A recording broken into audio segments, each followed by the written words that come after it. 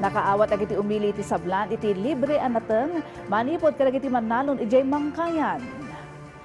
Naidanon ti 4,000 kilos ti repolyo ken bumbok iti munisipyo. Babal iti panagtitinulong ti dua a munisipyo. Libre ngayon pa ay dagiti mannalon ti nateng nga inalambot ti lokal na gobyerno ti sablan. Sigun iti sablan LGU nasken a mapagnumaran dagiti nateng a nagbanugan dagiti mannalon tapnusan a maibuleng wenno masayang.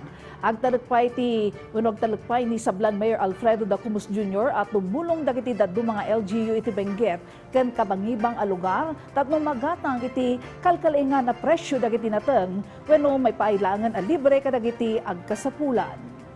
Well, napintas dato'y initiative iti dadto mga LGU like the initiative of LGU Mangkayan through their municipal mayor Cesar Pasiwan nga initiative dan nga gumatang dagiti nateng ijay respective nga munisipyo da tapno ipatulod damat iti dadto mga munisipyo.